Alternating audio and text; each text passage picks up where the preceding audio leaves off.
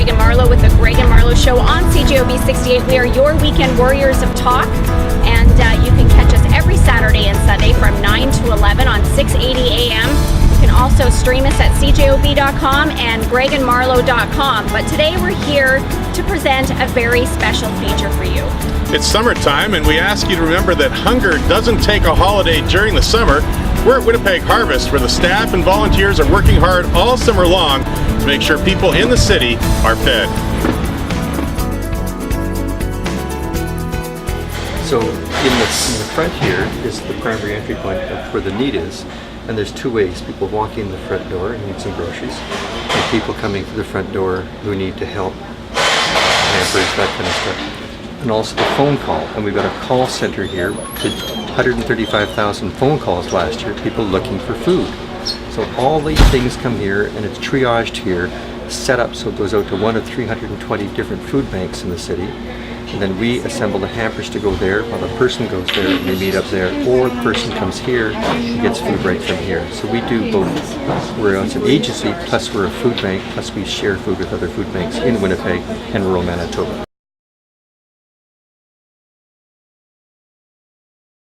In this environment, we handle 290,000 volunteer hours. Most of the volunteer base are clients of the food bank. So Linda just brought a hamper through for a person that's coming in the front door, and a family that's coming in, that's a hamper for them. And that person or that family will end up going to another food bank in the city close to where they're in their own neighborhood. So the idea is to stay connected to your neighborhood.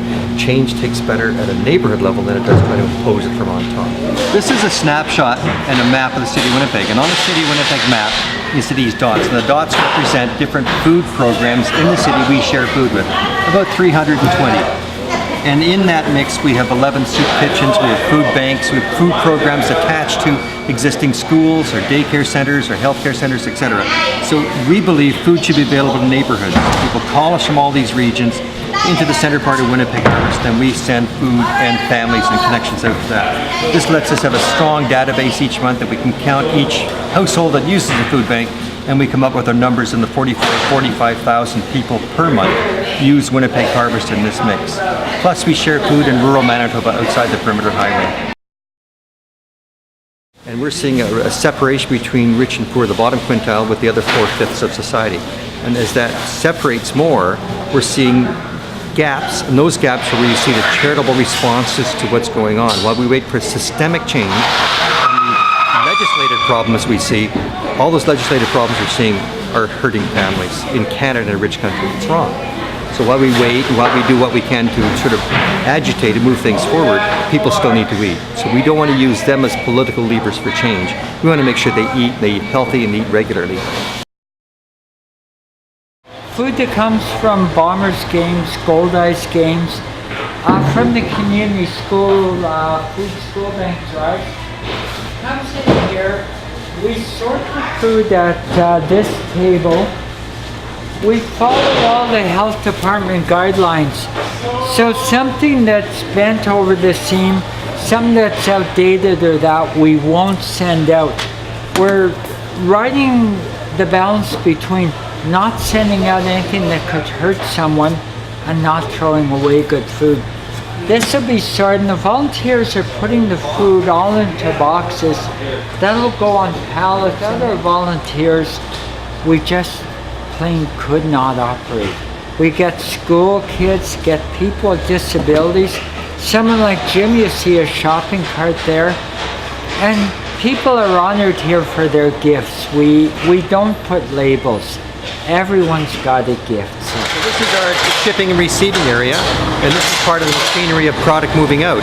And as we're sitting here right now, people are loading up hampers, and we have every series of hampers has to be put onto a pallet.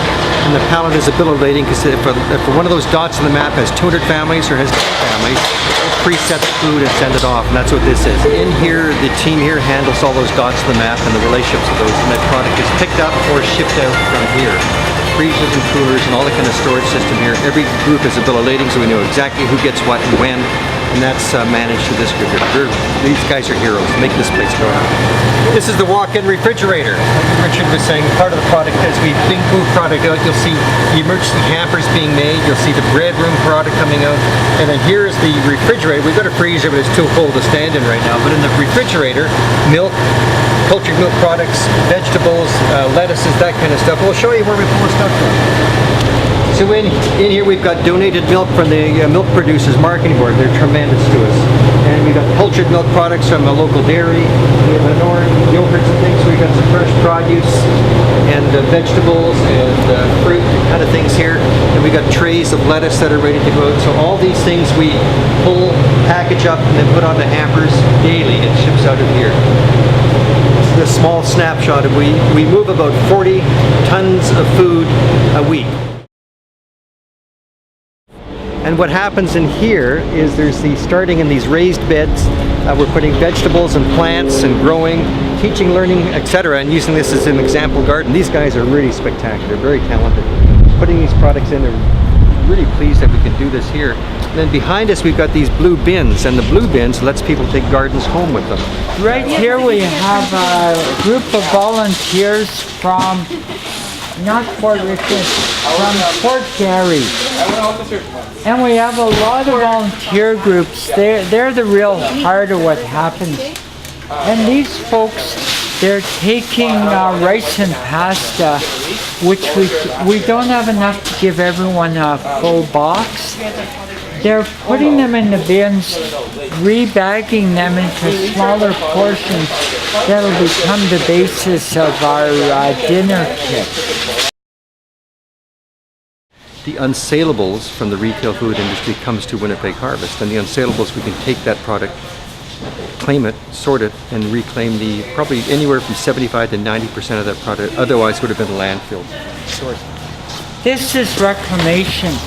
In a store, if you find a banged in tin, a broken box, if you put it aside, it's coming here. A reclamation company scans the barcode, puts the food in banana boxes. We get 20 to 75 pallets a week, and that food otherwise it would go to the landfill, which would be wrong on so many levels. Our volunteers put the boxes along here. They sort out non-food items, first aid items, diapers, baby supplies. The food items go in here. Candy, we get liquids here, we get dry goods here, and here we get the cans.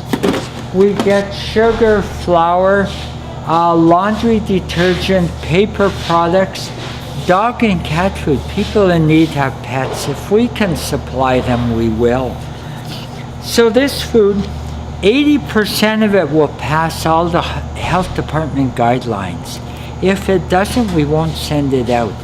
And that food will ultimately end up in dinner kits or going to food banks or bonuses is going on the other side for agencies. What we've done here is we had a building at 1085 Winnipeg Avenue. It's now a concrete pad. This is the main floor of the building we've taken down. It's going to go up here as a two-story building, just finishing off putting the pilings in. What will be happening is it'll end up with a main floor that had all volunteer area in it, a main floor that had that whole referral and phone area and the hamper area all along another side of it. So you'll come in and you go to hamper rooms and etc., including a tax return area, do taxes for people, training people, bookkeeping, basic bookkeeping, basic balancing skills, and the volunteer stream of things, be able to get into the volunteer with training rooms for the volunteers, etc., etc. We've been around so long because people continue to be hungry because the social safety net is broken and the separation between rich and poor is getting worse in Canada. Remember, the whole government in 1988 all parties promised to eliminate child poverty by the year 2000. Well, here we are 10 years after the year 2000 and child poverty's got worse. So our job is to make sure the Band-Aid stays on until we can get the political will to actually make a really big difference and really treat Canadian citizens that are poor and hungry like citizens.